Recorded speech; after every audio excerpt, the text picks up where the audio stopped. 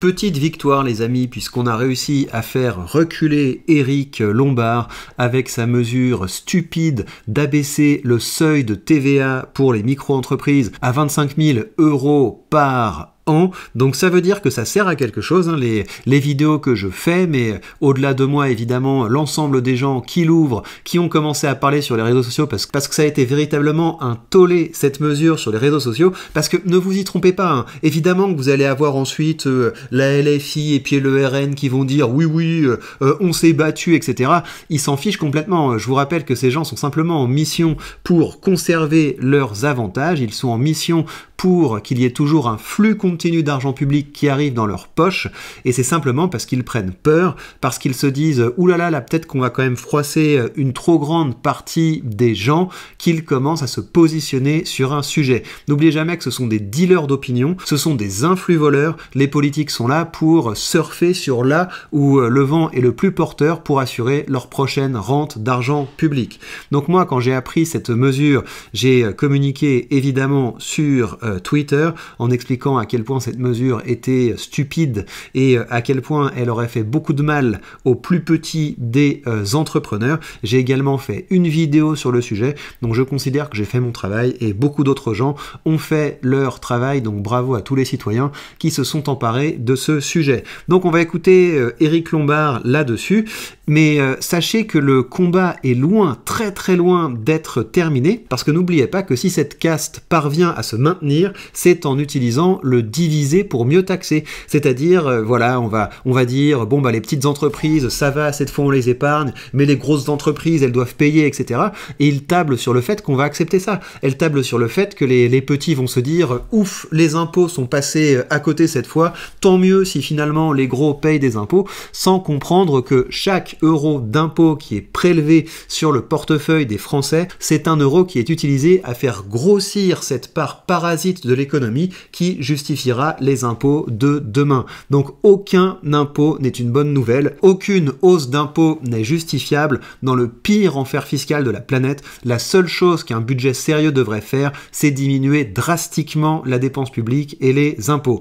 Mais toutefois, on célèbre cette bonne nouvelle, on va écouter ce que dit Éric Lombard là-dessus, mais on va écouter aussi le reste de son entretien parce que c'est pas joli en fait, et c'est là qu'on se rend compte à quel point nous sommes dirigés par des communistes. Allez, on écoute Éric Lombard, le blaireau. Cette mesure, effectivement, qui faisait l'objet d'une demande en réalité des artisans pour maintenir plus d'égalité entre les auto-entrepreneurs et les artisans. Vous voyez comment ils cherchent à s'en sortir. C'était pas juste que les petits entrepreneurs ne payent pas plus d'impôts. Voilà, c'est comme ça que ça marche, et c'est là que vous avez le diviser pour mieux taxer. Et j'ai vu aussi souvent passer ça dans les commentaires, que ce soit sur YouTube ou sur X, des gens qui disaient oui mais c'est scandaleux, ils doivent payer autant d'impôts que les autres, pourquoi est-ce qu'ils auraient cette absence de TVA? Donc c'est-à-dire que les gens, au nom de la justice, au nom de l'égalité, au nom de toutes ces balivernes, sont prêts à envoyer en pâture les autres, au lieu de se battre ensemble pour que tous on paye moins d'impôts. Voilà, le diviser pour mieux taxer, oui c'est une question de justice, eux aussi ils doivent se faire entuber comme moi, donc on en est là, hein. Et ça permet donc à ce voleur en chef de justifier ces mesures répugnantes. C'était surtout pour aussi rapporter 700 millions au budget. C'était pas l'objectif principal. Nous avons entendu les demandes des auto-entrepreneurs. Je peux annoncer ce soir, il y aura un communiqué que Véronique Louwagie, la ministre du Commerce, qui fait partie des 6 ministres de Bercy, va lancer une concertation afin d'ajuster cette mesure si c'est nécessaire, et pendant le temps de cette concertation, cette mesure sera suspendue, c'est-à-dire que... Une concertation les amis, donc c'est là qu'il y a la douille en fait, c'est bon, on suspend pour le moment, mais vous inquiétez pas, la douille va arriver par la porte ou par la fenêtre, on va se concerter, et le résultat de la concertation, ça va être ça, ça va être le diviser pour mieux taxer, c'est qu'on va faire venir des gens qui vont dire oui mais eux s'ils payent moins d'impôts, ils sont plus compétitifs, donc il faut les taxer plus, etc. Et donc au lieu que les gens fassent corps contre la ponction publique pour exiger de payer moins d'impôts, on va se retrouver à oui, quand même, votre statut, faudrait quand même le changer, et bim, on va se retrouver à la fin avec des augmentations d'impôts. Mais donc ça veut dire qu'il entend quand on gueule et qu'il faut gueuler beaucoup plus souvent. Il faut vraiment diffuser l'idée qu'un impôt légitime, ça n'existe pas, c'est toujours du vol. Les auto-entrepreneurs ne devront pas s'inscrire pour payer la TVA, donc on aura le temps du dialogue. Mais vous pourriez vous passer du coup des 700 millions qui étaient prévus dans le budget grâce à cette mesure ? Ce qui a marqué ce budget, c'est qu'on l'a fait dans le dialogue. On l'a fait dans le dialogue avec les entreprises, on l'a fait dans le dialogue avec l'ensemble des partis politiques. Est-ce que vous avez dialogué avec Éric Lombard, là, quand il a décidé d'augmenter votre malus auto, quand il a décidé d'augmenter les impôts sur les grandes entreprises? Je pense qu'il y a une grande concertation pour que les entreprises acceptent ça. Quand il augmente les taxes sur nos investissements, la petite taxe sur les transactions financières, il augmente absolument tout et n'importe quoi. Donc peut-être qu'il y a effectivement des lobbies qui parviennent à défendre telle ou telle niche fiscale, tel ou tel intérêt, etc. Mais le résultat, c'est que c'est un budget avec des hausses d'impôts. Et donc si tu demandes aux Français, bonjour, est-ce que vous voulez payer plus d'impôts? Évidemment qu'on l'enverrait se faire voir. Ce qui a eu quelques effets dont vous avez parlé tout à l'heure, mais ce qu'on voulait, c'est que ça fasse l'objet du dialogue le plus large possible. Et donc, si ce dialogue fait que cette mesure rapporterait moins, on trouvera d'autres façons. C'est aussi vivant un budget, ce que nous faisons avec... On trouvera d'autres façons, mais jamais la baisse de la dépense publique. Les façons qu'on trouvera, c'est on vous taxera ici ou là. Ou... Une fois que les gens auront détourné les yeux, on va rattaquer de tel ou tel côté. Donc non, c'est vraiment des voleurs finis. Bercy, c'est en permanence piloter pour rester dans la trajectoire. Piloter pour rester dans la trajectoire. Alors, on va écouter le reste de cet entretien. Petit point audience quand même. L'audience n'était pas géniale. Éric Lombard, la sentence est tombée pour l'invité. Il a perdu une bonne partie du public entre le début et la fin de son intervention, alors qu'en face, TF1 proposait un tunnel publicitaire. Les gens préfèrent regarder la pub sur TF1 plutôt que de regarder Éric Lombard, mais je comprends, c'est tout à fait désagréable de l'écouter et surtout de le voir en fait. Bref, on va écouter quelques autres extraits pour voir est-ce qu'il est content de son budget. Et avec peu d'enthousiasme, il faut le dire. Alors, extrêmement mauvais pour Jordan Bardella, pire que celui de Michel Barnier pour LFI. Même François Bayrou parle de budget imparfait. Est-ce que vous êtes fier tout de même de ce budget ? Oui, parce que c'est un budget qui marque un grand tournant dans la gestion de nos finances publiques. Nous rédivisons nos déficits. Et pourquoi est-ce que...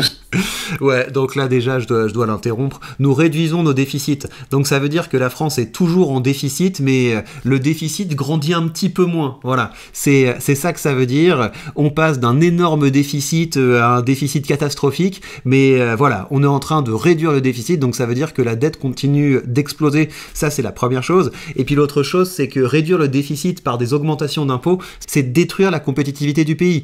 Et c'est là qu'on comprend que cet homme, c'est simplement un homme qui est en mission pour la fonction publique. Il est missionné pour faire les poches là où ils peuvent le faire, parce que les fonctionnaires doivent se faire une dernière petite fiesta. Voilà, on se fait une dernière petite fiesta à être payé 150 000 euros par an, à faire des voyages en jet privé pour aller à un conseil municipal, à s'acheter des sièges à 40 000 euros, à avoir une caisse noire avec 150 000 euros. Une fois qu'on a terminé notre mandat pour faire absolument ce qu'on veut avec, ils sont en mission pour permettre de continuer ça. Et ça passe par quoi? Ça passe par des hausses d'impôts, et donc ils essaient de taper comme ça, et c'est pour ça qu'ils ont essayé d'augmenter les impôts sur les micro-entreprises.